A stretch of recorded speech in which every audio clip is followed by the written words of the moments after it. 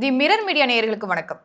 இன்றைக்கு இந்த வீடியோவில் நம்ம எதை பற்றி பேச போகிறோம் இல்லை எதை பற்றிலாம் பார்க்க போகிறோம் அப்படின்னு கேட்டால் 2026 ஏப்ரல் 23 வாக்குப்பதிவு நடைபெறுவதற்கான உங்களுடைய வாக்குகளை செலுத்துவதற்கான நாள் வந்துருச்சு.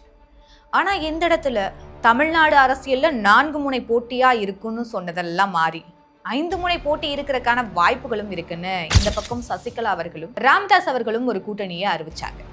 ஸோ இப்போ தமிழ்நாடு அரசியல் 5 முனை போட்டியை நோக்கி நகர்துன்னு கூட எடுத்துக்கலாம்.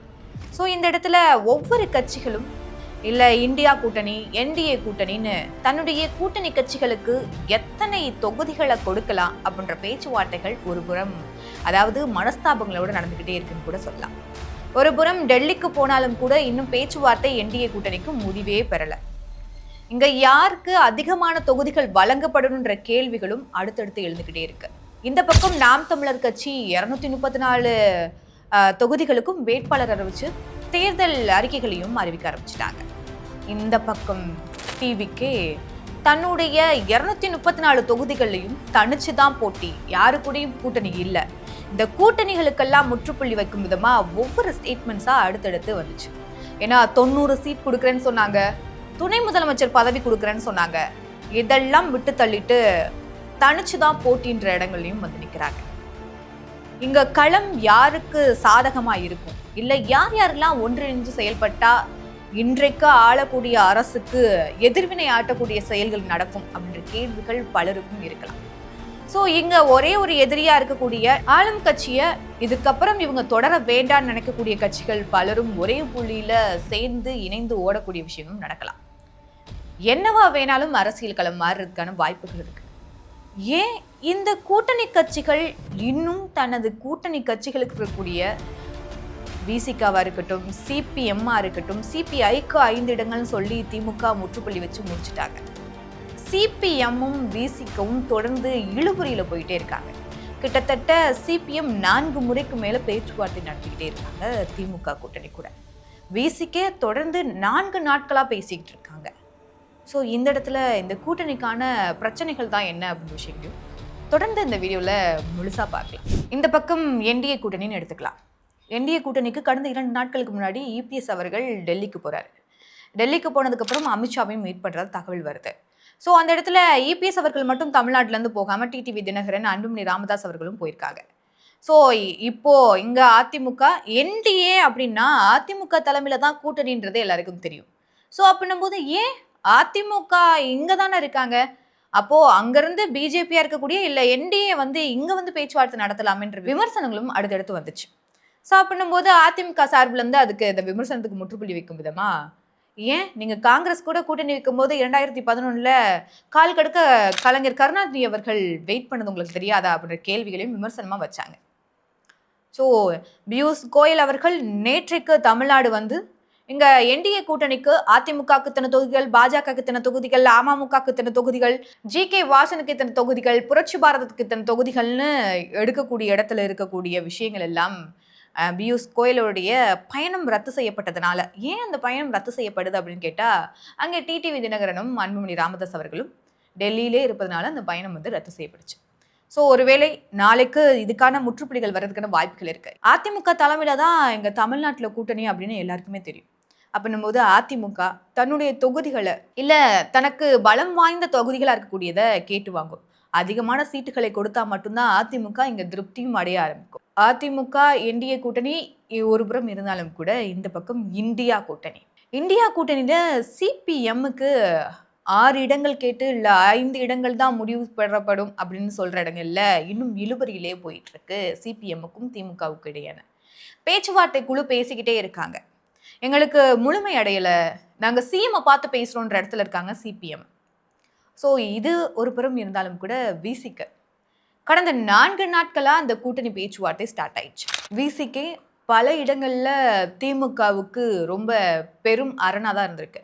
இப்போ விசிகாவோட கொள்கை என்னன்னு கேட்டா, பாஜக எதிர்ப்பு, சனாதானத்தை வேறறுப்போம், ஜனநாயகத்தை உயர்த்தி பிடிப்போம் அப்படின்ற விஷயங்களை தான் விசிகே இதுவரைக்கும் முன்னெடுத்து போயிருக்காங்க. ஸோ அப்படின்னும் போது திமுகவுக்கு கொள்கை எதிரியா இருக்கக்கூடிய பாஜகவை எதிர்க்கிறதுல பெரிய அரணா செயல்பட்டது இந்த சிபிஎம்மும் விசிகேன்னு கூட சொல்லலாம். ஸோ அப்படின்னும் போது ஏன் விசிகேக்கு அவங்க கேட்கக்கூடிய தொகுதிகளை, அதாவது இரட்டை இலக்க தொகுதிகளை கேட்குறாங்க? கொடுக்கறதுல திமுகக்கு என்ன வந்துட போகுது? ஏன்னா தன்னுடைய கூட்டணி தர்மத்திற்காக பல இடங்கள்ல விசிகே தலைவரா இருக்கக்கூடிய திருமாவளவன் அவர்கள் பெரிய அரணா தான் நின்றிருக்காரு திமுகவுக்கு. ஸோ அது எப்படின்னு கேட்டா, இது வரைக்கும் வந்து தாவேக்கா ஸ்டார்ட் பண்ணதுமே இந்த சிறுபான்மையினர் வாக்குகள் போயிடும், இல்ல சிறுபான்மையினரோட ஓட்டுக்கள் தாவேக்கா பக்கம் வந்துருச்சு, இன்னும் கொஞ்ச நாட்கள்ல விசிகல இருக்கக்கூடிய இல்ல விசிகவும் கூட தாவேக்கா கூட கூட்டணிக்கு வந்துருவாங்க, ஆட்சியிலும் பங்கு அதிகாரத்திலும் பங்குன்னு ஆதவர்ஜுனா விசிகல இருக்கும்போது ஆதவர்ஜுனா பேசும்போது உடனே இதுக்கான ஒரு அறிக்கையும் கொடுக்கிறாரு. மத சார்பற்ற கட்சியா இருக்கக்கூடிய திமுக கூடிய இல்ல என்டிஏ கூட்டணியோட தான் எங்களுடைய கூட்டணி வந்து தொடரும், எங்களுக்குள்ள எந்த பிரச்சனையும் இல்லை, ஒருவேளை என்னுடைய கூட்டணிக்கு பாதிப்பு ஏற்படுற இடத்துல இருக்கக்கூடிய இல்ல பிறருடைய நலன் கருதி வேலை செய்யக்கூடிய யாருடைய சக்திகளும் இங்க வெற்றி பெறாது. ஏன்னா திமுக என்டிஏ கூட்டணியை விட தான் விசிக கூட்டணி இருக்குன்னு ரொம்ப பலமா பல இடங்கள்ல பேச்சுவார்த்தைகள் ஒருபுறம் நடந்தாலும் கூட, பல கசப்பான சம்பவங்கள் நடந்தாலும் கூட, பல போராட்டங்களை திமுக கூட்டணியில இருந்தாலும் கூட விசிக கையில் எடுத்திருக்கு. அப்படின்னும் போது இன்றைக்கு இல்ல கடந்த சில நாட்களுக்கு முன்னாடி விசிகே தலைவர் திருமாவளவன் அவர்கள் ஒரு ஃபேஸ்புக் நேரில் பேசும்போது, நம்ம கேட்கக்கூடிய தொகுதிகள் கிடைக்கல, நான் ஒரு வேதனையில தான் இருக்கேன். ஸோ அப்படின்னும் போது இங்க இருக்கக்கூடிய வேட்பாளர்கள் இருப்பாங்க இல்லையா விசிகே கட்சியில, நீங்க கேட்கக்கூடிய இடங்கள் கிடைக்குமான்னு தெரியல, 25 ஆண்டுகள் ஆயிருச்சு, இப்போ வரைக்கும் நமக்கான விஷயங்களை போராடி தான் வாங்க வேண்டியதா இருக்குன்ற மனக்குமுறலையும் வெளிப்படுத்தியிருந்தார். ஸோ இது அரசியல் வட்டாரத்துல பேசு பொருளா மாறுச்சு. இதற்காக பல பத்திரிகையாளர்கள், அரசியல் விமர்சகர்கள்னு பலரும் வாய்ஸ் அவுட் பண்ணாங்க. ஒரு கூட்டணி தர்மம்னா இதுவரைக்கும் மற்ற எல்லா கட்சிகளையும் ஒப்பிட்டு பேசும்போது விசிகே ரொம்ப பலம் வாய்ந்த கட்சியா அடுத்த கட்ட முயற்சிகள்ல வெற்றி மட்டும்தான் அடைய செஞ்சிருக்கு.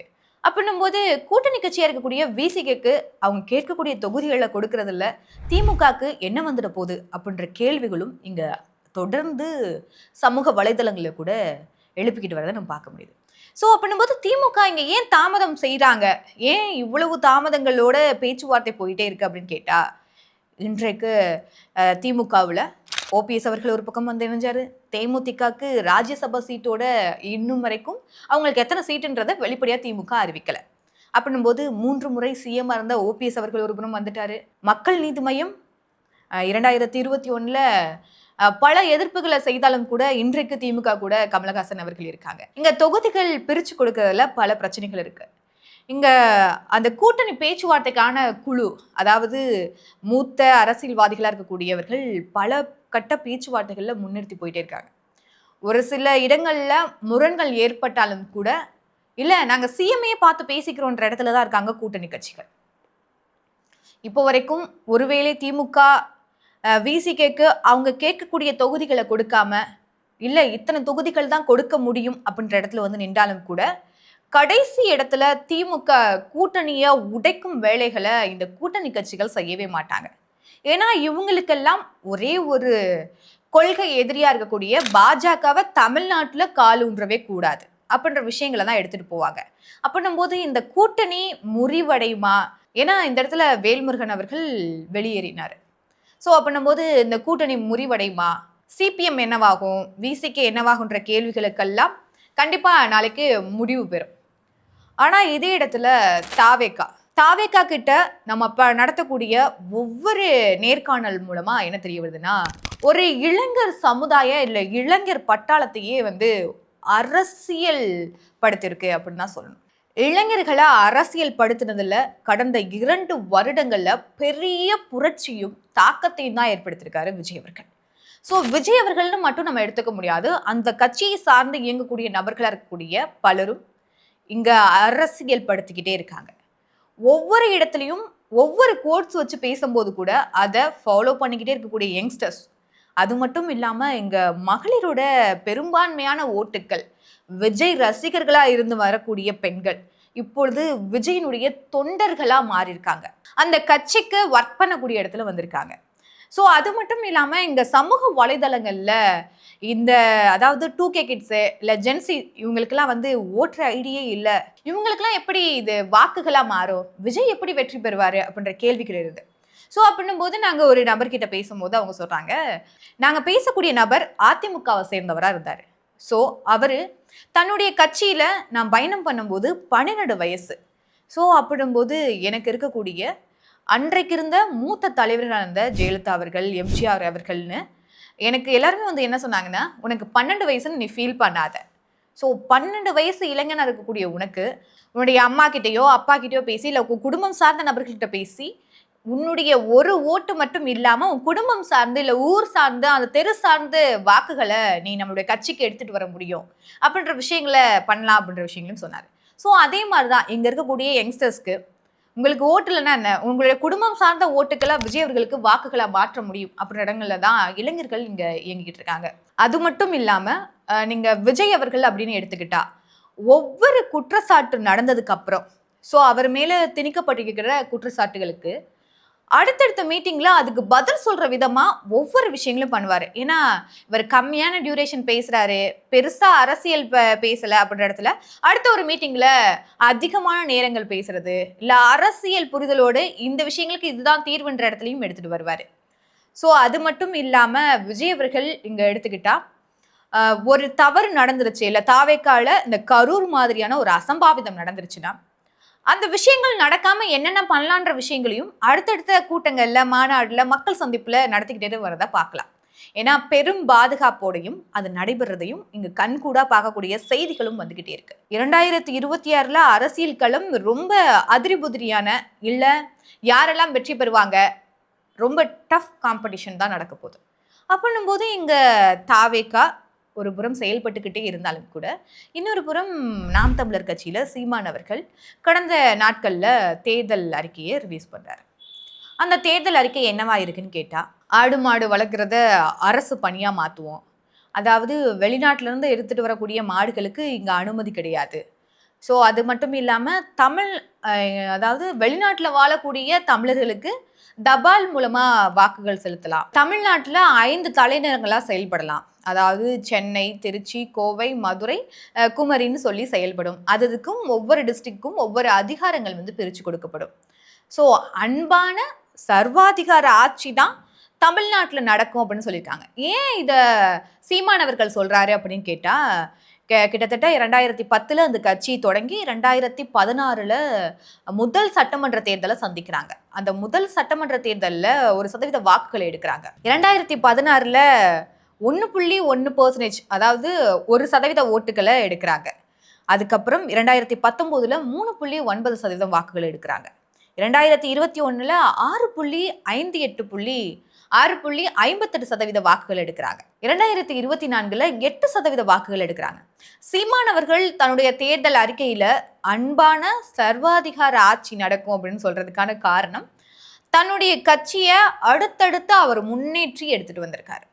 ஸோ அதுக்கான விஷயங்களா கூட சீமான் அவர்கள் முன்னெடுக்கலாம். ஸோ இந்த 4 கட்சிகள் இப்படியே இருந்தாலும் கூட சசிகலா அவர்கள் அதிமுகலேருந்து வெளியேறி அவங்க ஒரு கட்சியை ஸ்டார்ட் பண்ணாங்க. சசிகலா ராமதாஸ் அவர்கள் ஒரு கூட்டணியும் அறிவிச்சாங்க. இது ஒரு வெற்றி கூட்டணி அப்படின்ற இடத்துலையும் அவங்க இருவரும் பேசுறாங்க. தமிழ்நாடு அரசியல் 5 முனை போட்டியா இருக்கும் அப்படின்ற இடங்களையும் வந்திருக்கு. ஸோ இங்க ஒவ்வொருத்தருக்கும் தன்னுடைய வாக்குகளை செலுத்துறதுக்கான அதிகாரம் இருக்கு. அப்படின்னும்போது தன்னுடைய வாக்கு யாருக்கானதா இருக்கணும், நம்முடைய வாக்கு செலுத்தினா அடுத்த 5 ஆண்டுகள் இவர்கள் தான் அப்படின்ற இடத்துலையும் இருக்க முடியும். தன்னுடைய வாக்கு செலுத்தும் போது ஒரு முறைக்கு 1000 முறை யோசிக்கலாம். ஏன்னா அடுத்த 5 ஆண்டுகள் இவர்கள் கீழே தான் ஆட்சி நடக்க போகுது. இவர்கள் ஆட்சிக்கு வந்தா சரிவர நம்மளை ஆட்சி செய்வாங்களா அப்படின்ற கேள்விகளை தனக்குள்ளே நீங்க எழுப்பிக்கலாம். ஸோ அப்படின்னும் போது ஒவ்வொரு ஆட்சியும் சிறந்த ஆட்சியை கொடுத்துருக்காங்க அப்படின்னா ஏன் இத்தனை கட்சிகளை கூட்டணிக்கு எடுத்துக்கிறாங்க, எதுக்கு இத்தனை கட்சிகள் வரும்போதும் அரவணைச்சு எடுத்துட்டு போறாங்க அப்படின்ற கேள்விகள் பலர்கிட்ட இருக்கு. ஸோ அப்படின்னும்போது தனிச்சு நிற்கக்கூடிய கட்சிகளுக்கு நம்ம வாக்களிக்கிறதுனால இவங்க இவ்வளோ % வாக்குகளை எடுப்பாங்களான்ற யோசனையும் சிந்தனையும் தீவிரமாக வர்றதுக்கான வாய்ப்புகள் இருக்கு. அப்படின்னும்போது தன்னுடைய வாக்கு யாருக்கு செலுத்தினால் எங்க வெற்றி அவர்களுக்கு கிடைக்கும் அப்படின்றதையும் நீங்க தான் யோசிச்சு வாக்களிக்க போறீங்க. ஸோ இதே மாதிரி இன்னொரு வீடியோவில் உங்களை வந்து சந்திக்கிறேன். உங்களிடமிருந்து விடைபெறுவது நான் ரதி ராஜேந்திரன்.